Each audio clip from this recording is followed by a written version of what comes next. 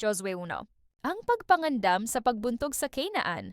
Human mamatay ang sulugon sa Ginoo nga si Moises, ang iyang katabang nga si Josue nga anak ni Nun giingnan sa Ginoo. Patay na si Moises nga akong alagad. Busa ikaw ug ang tanang katawhan sa Israel, pangandam kamo sa pagtabok sa suba sa Jordan ug lakaw ngadto sa yuta nga gihatag ko kaninyo. Sumala sa giingon ko kang Moises, gihatag ko kaninyo ang tanang yuta nga inyong pagaagian.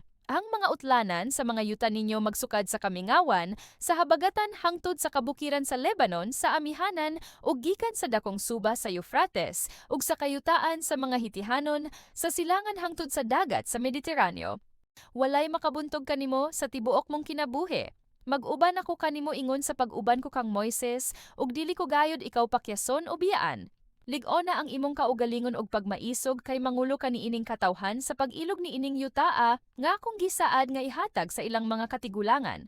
Apan lig-o na ang imong kaugalingon og ayaw pagtalaw, pagkinabuhi subay sa tibuok balaod nga gihatag kanimo ni Moises, nga akong alagad, ayaw isalikway ang bisan unsang bahin niini og molampos ka bisan asa ka, ayaw gayod kalimti ang basahon sa balaod. Kinahanglan nga tunan mo kini adlaw og gabi og pagkinabuhi sumala sa tanang nahasulat niini og magmauswagon ka.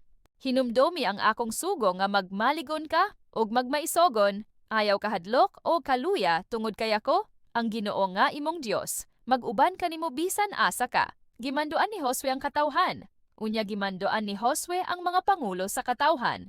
Suroyan ninyo ang kampo ug sultihi ang katawhan.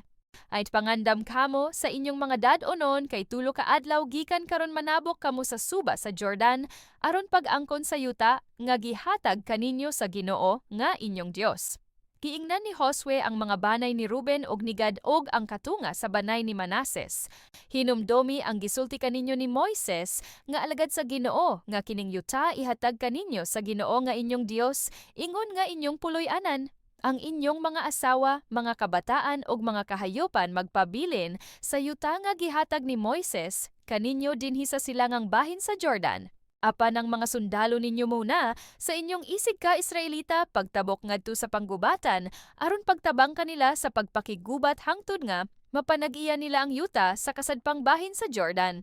Unya kon mapanag-iya na nila ang yuta, nga gihatag kanila sa Ginoo nga inyong Dios. Mamalik kamo og mamuyo sa kaugalingon ninyong yuta dinhi sa silangang bahin sa Jordan nga gihatag kaninyo ni Moises nga alagad sa Ginoo. Mitubag sila kang Josue, buhaton na mo ang tanan nga gisulti nimo kanamo ug moadto kami bisan na sa kami nimo paadto Mosunod kami kanimo sama sa among pagsunod kanunay kang Moises ug mag-uban unta kanimo ang Ginoo ingon nga nag-uban siya kang Moises. Patyon si bisan kinsa nga mosupak o dili mo tuman sa imong mga sugo. Lig-o na ang imong kaugalingon og ayaw pagtalaw.